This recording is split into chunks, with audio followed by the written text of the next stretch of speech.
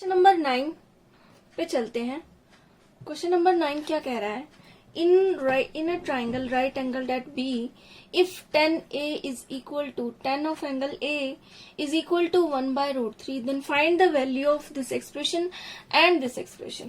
ठीक है, आपको जो क्वेश्चन में दिया गया है बिल्कुल वैसे ही चलते जाएं। जो भी तक हम करते आ रहे हैं हमें वही करना है। क्या कि एक राइट एंगल ट्राइंगल जो है वो फॉर्म करना है, और वो राइट एंगल ट्राइंगल कहाँ पे है? बी पर, यानी कि 90 डिग्री का एंगल कहाँ बनाया गया है? बी पॉइंट पर। ठीक है, अब ए बी सी है तो ए आप यहाँ लिख लें, सी आप यहाँ लिख लें। इसको एक्सचेंज भी कर सकते हैं क्योंकि हमें साइन ऑफ ए भी निकालना है, कॉस ऑफ सी भी निकालना है, यानी कि इन दोनों की हेल्प लेनी है। एक बात हमेशा याद रखें, क्यों कर सकते हैं हम इसको, इन पॉइंट्स को, क्योंकि बेस और परपेंडिकुलर जो होते हैं वो फिक्स नहीं होते। आपके अकॉर्डिंग ये बेस है अगर ये एंगल सी है, लेकिन जैसे ही एंगल ए की रिलेशनशिप पढ़े, अगर हम साइड और एंगल्स के बीच में अगर हम साइन एंगल लेते हैं, कोई भी ट्रिग्नोमेट्री विद एंगल ए लेते हैं, तो ये बेस होगा।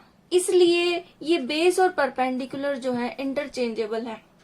आप इनको इंटरचेंजेबल भी कह सकते हैं, या फिर ये भी कह सकते हैं कि एंगल के अकॉर्डिंग बेस या परपेंडिकुलर जो है वो चेंज होते हैं। तो इसलिए आप इसको यहाँ सी भी लिख सकते हैं, यहाँ ए भी लिख सकते हैं, इसमें कोई प्रॉब्लम वाली बात नहीं है। चलते हैं आगे बढ़ते हैं। टेन थीटा यानी कि टेन ऑफ एंगल ए, यानी कि इस एंगल के रिस्पेक्ट में एक्चुअली क्या होता है? टेंजेंट ऑफ एंगल ए है। ये टेंजेंट कौन से एंगल पे लगाया गया है? ए एंगल पे लगाया गया। ये एब्रीवेशन है जो कि यूज की जाती है, टेंजेंट ऑफ एंगल ए। ये 10 और ए की मल्टीप्लीकेशन नहीं है 1/√3। लेकिन एक्चुअली में टेंजेंट थीटा क्या होता है? परपेंडिकुलर बाय बेस होता है। अब इसके अकॉर्डिंग परपेंडिकुलर क्या है? इसके सामने वाली साइड, यानी कि ये साइड कितनी दे रखी है? 1, और बेस के सामने √3 है, तो ये है √3। क्लियर है? वही करेंगे क्योंकि हमें बाकी ट्रिग्नोमेट्री रेशियोज भी निकालनी है। तो यहाँ आप के से भी कर सकते हैं और विदाउट के भी कर सकते हैं, क्योंकि ये रेशियो है तो हमें एज पर रूल रेशियो के अकॉर्डिंग तो हमें एक्स या किसी एक फैक्टर से मल्टीप्लाई ही करना चाहिए। लेकिन कई जगह पर टीचर्स जो हैं इसको बिना के भी कराते हैं, तो गलत नहीं कह सकते हम किसी को। मैथ जो है कई तरीकों से होता है। चलिए पाइथागोरस थ्योरम का यूज करते हैं। Hypotenuse is equal to base square plus perpendicular square. Base है मेरे पास, परपेंडिकुलर है मेरे पास, लेकिन मेरे पास हाइपोटेनस नहीं है। निकाल लेते हैं हाइपोटेनस का स्क्वायर। 1k² प्लस p यानी कि क्या? √3k²।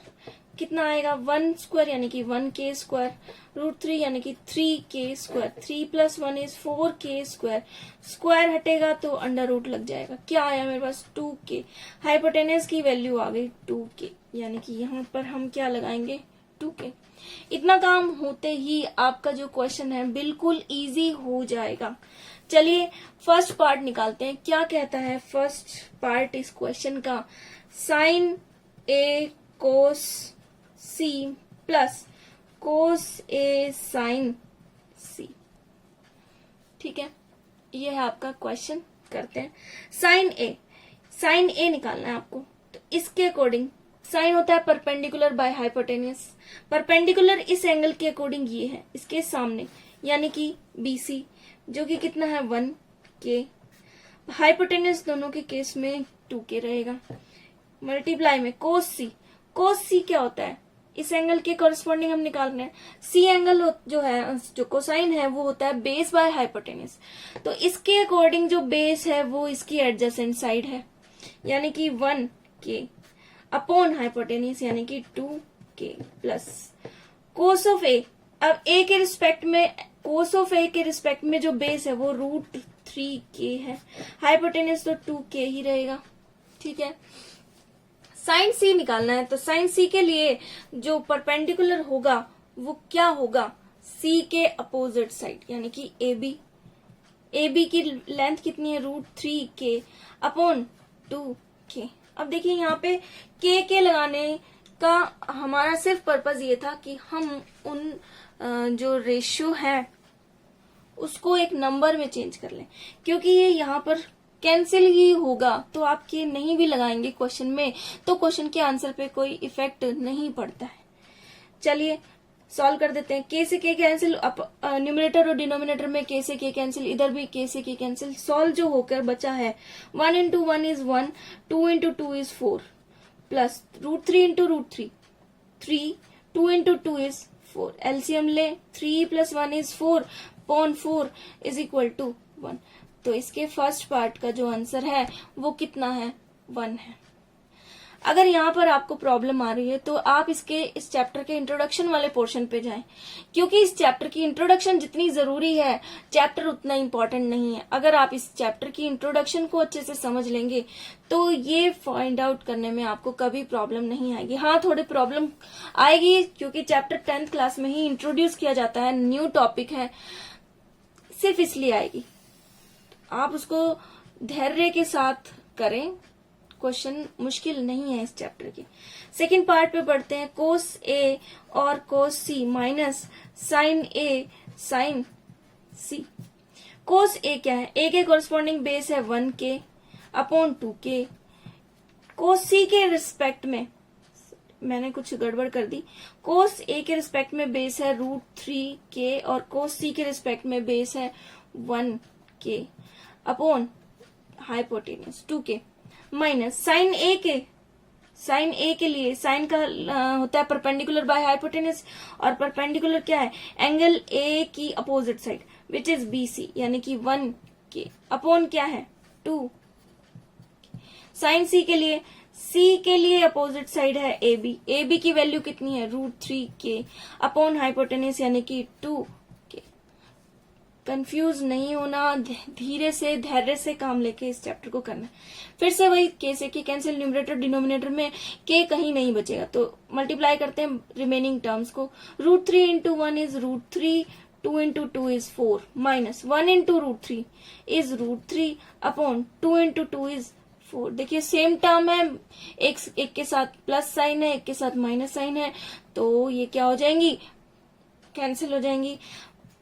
Question number 9 second part answer 0। Question number 9 first part answer is 1।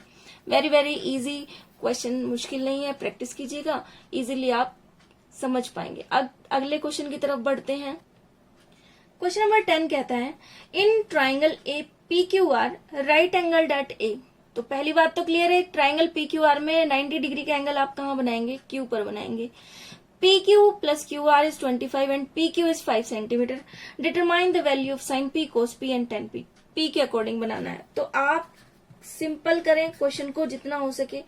पहली बात तो यहाँ से ये क्लियर हो रही है कि 90 डिग्री का एंगल कहाँ है, Q पर है। अब आप देखें यहाँ पे P और P ही निकालना है, तो P को आप कंफ्यूजन ना क्रिएट करने के लिए यहाँ पर रखें PQ, ये क्या बचा R, ये हो गया 90 डिग्री। ठीक है, इस क्वेश्चन में आपको रेशियो ना देके एक एक्सप्रेशन दिया गया है और आपको उसको सॉल्व करना है। चलिए देखते हैं कैसे करेंगे। पी क्यू की वैल्यू कितनी दे रखी है, 5 सेंटीमीटर। चलिए ये तो हो गया मेरे पास 5 सेंटीमीटर। अब P Q plus Q R है हमारे पास 25 सेंटीमीटर। अगर मैं किसी दोनों में से एक की वैल्यू सपोज कर लूं तो दूसरी क्या हो जाएगी, उसको उधर ले जाएंगे, माइनस में हो जाएगी, 25 में से माइनस। तो let us suppose P R हम क्या ले लेते हैं, एक्स ले लेते हैं, एक्स सेंटीमीटर ले लेंगे, तो ये हो गया पी आर। सॉरी, हमने कुछ यहाँ पर जो है गड़बड़ की है क्वेश्चन को उतारने में। पी क्यू तो यहाँ पर भी है, तो ये पी आर ही होगा, पी आर ही होगा, जरूर मैंने गड़बड़ की है। और क्यू आर 25, अगर मैं पी आर को एक्स ले लूं तो ये मेरे पास क्या है, एक्स प्लस क्यू आर हो गया, और ये हो गया 25। क्यू आर की वैल्यू कितनी निकलेगी, ये एक्स प्लस में उधर जाके किस में हो जाएगा, माइनस में हो जाएगा। तो ये है हमारे पास क्यू आर की वैल्यू। ठीक है, अब हमें एक्स भी निकालना है और क्यू आर भी निकालना है, जो कि कितना है 25 माइनस एक्स।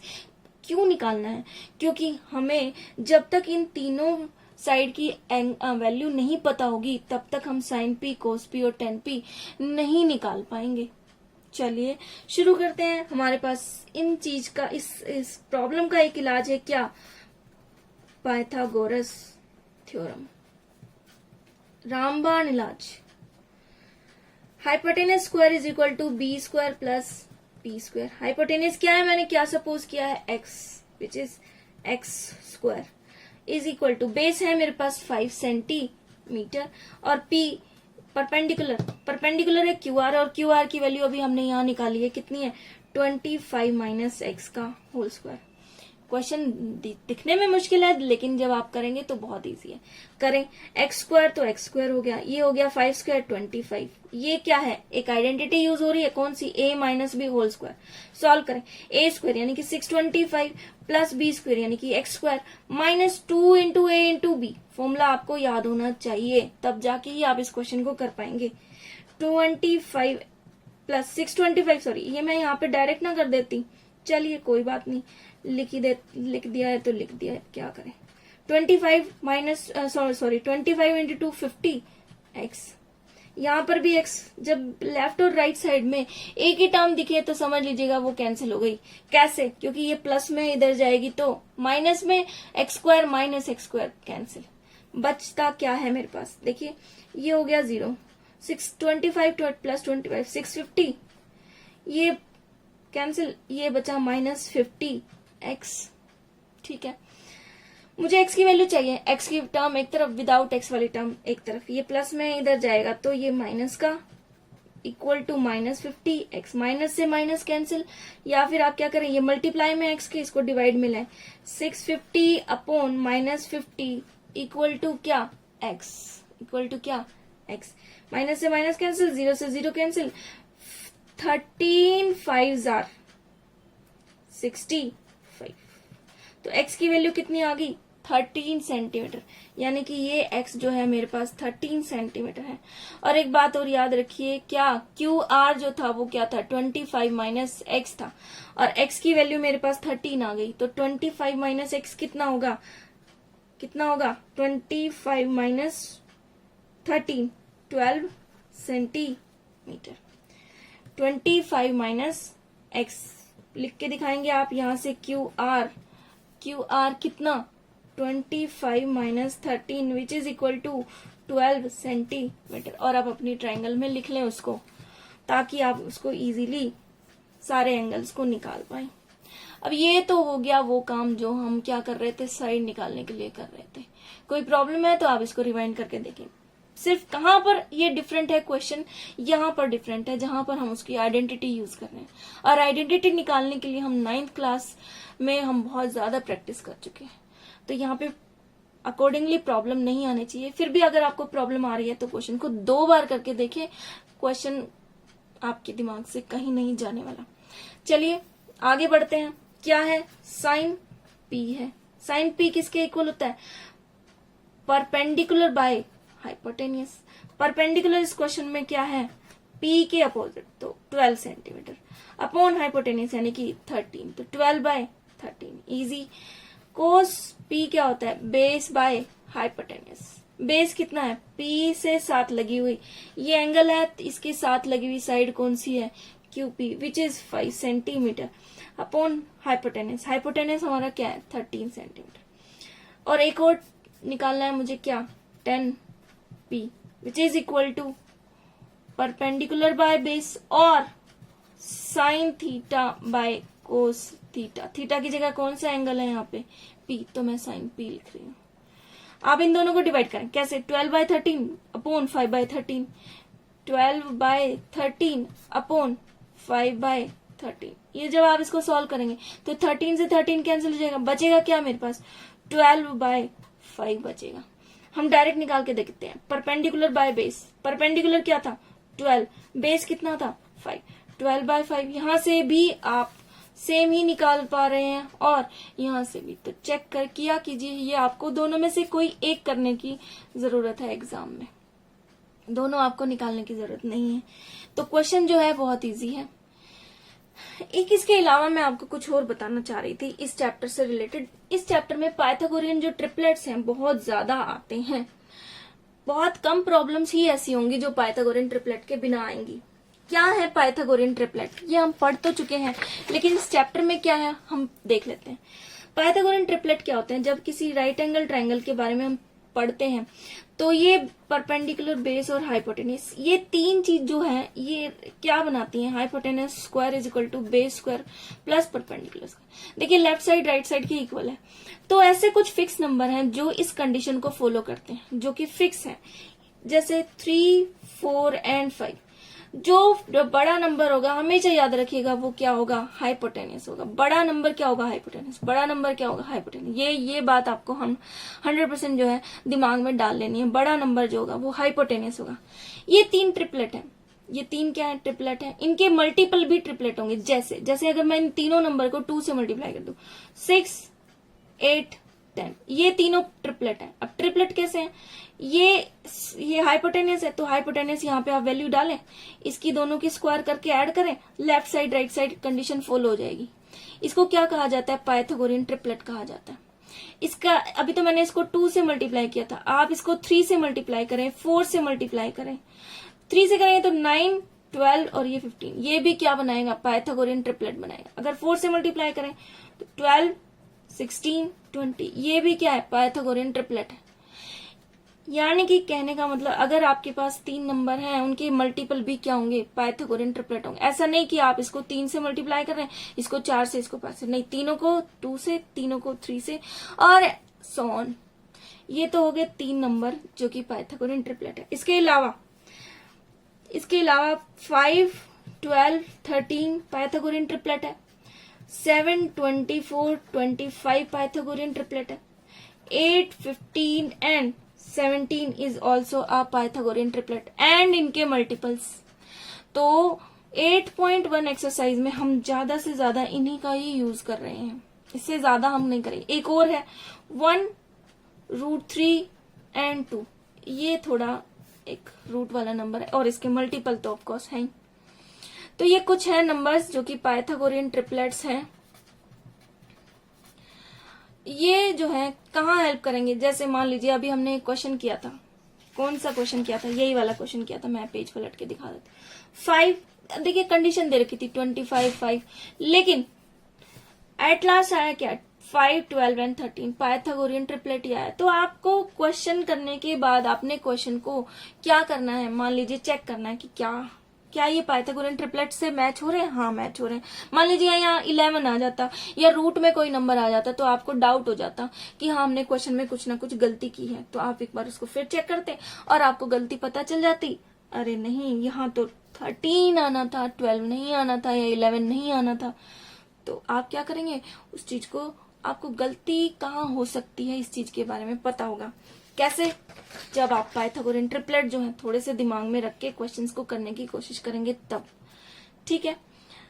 तो ये पाइथागोरियन ट्रिपलेट से आप कितने भी ट्रिपलेट बना सकते हैं, लेकिन ये कुछ बेसिक्स हैं। कौन सा, 3, 4, 5, 1 √3, 2, 5, 12, 13, 7, 24, 25, 8, 15, 17 और भी हैं।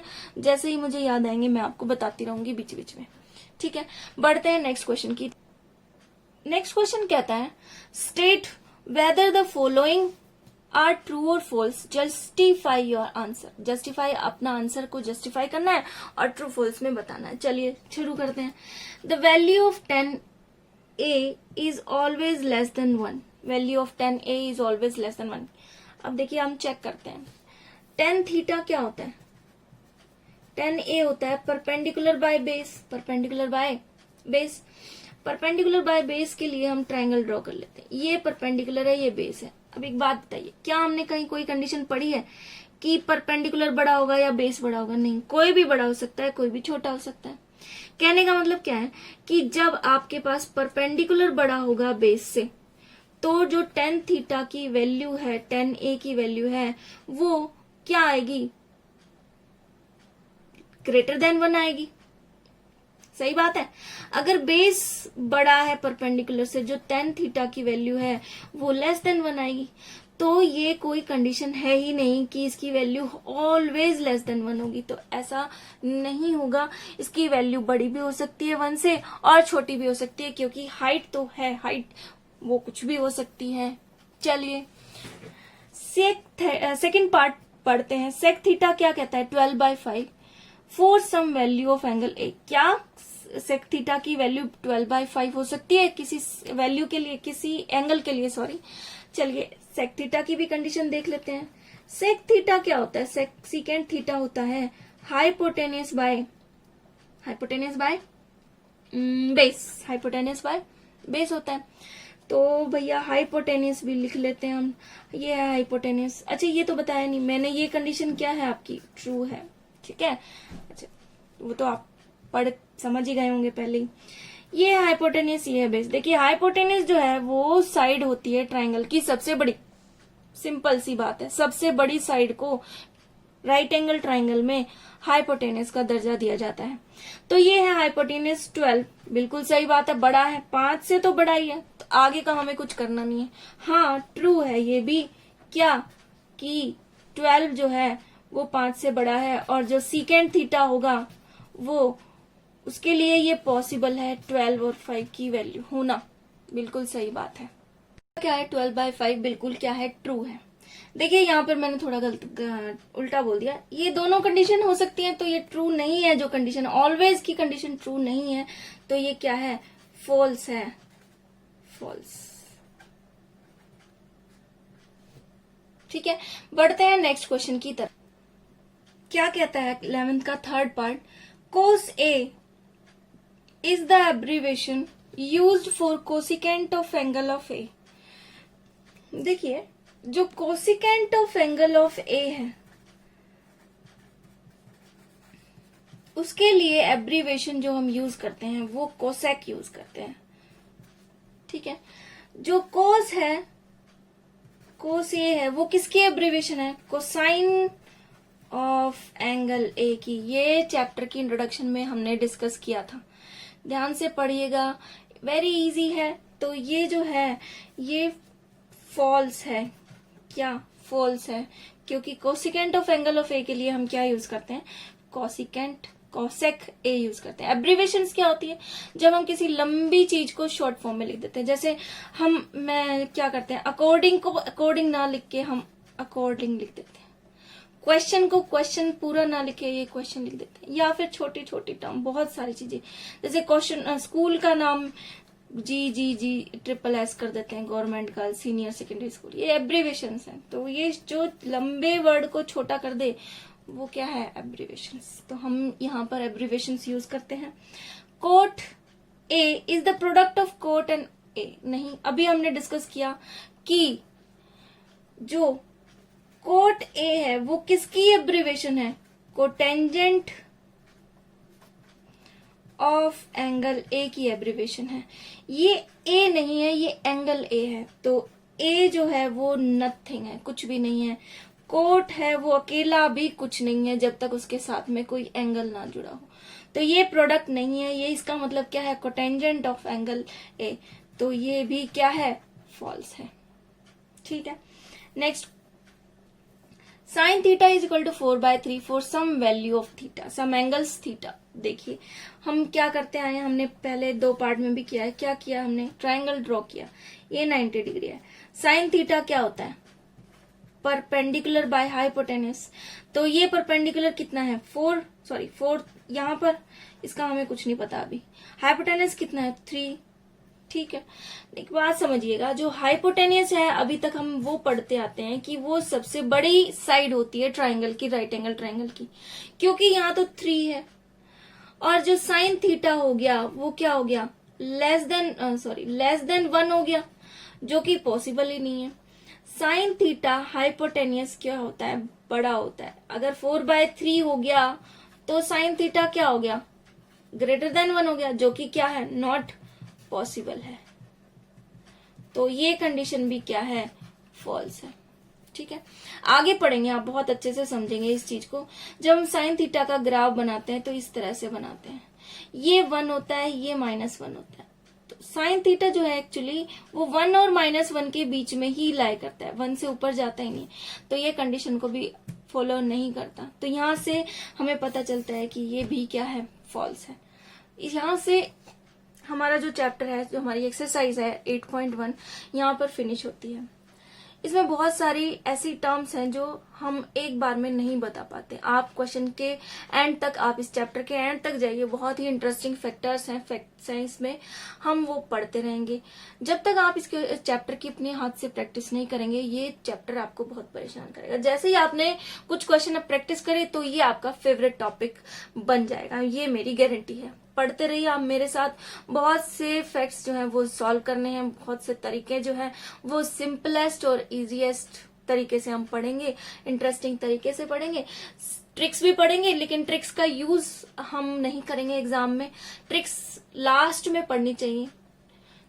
ट्रिक्स एक्चुअली में बनती कहां से, जब आप क्वेश्चन को बार बार करते रहते हैं तो आप कुछ स्टेप्स जो है छोड़ देते हैं, कुछ स्टेप्स क्या करते हैं, छोड़ देते हैं, स्किप कर देते हैं, कुछ ट्रिक्स तो वहां से आ जाती हैं।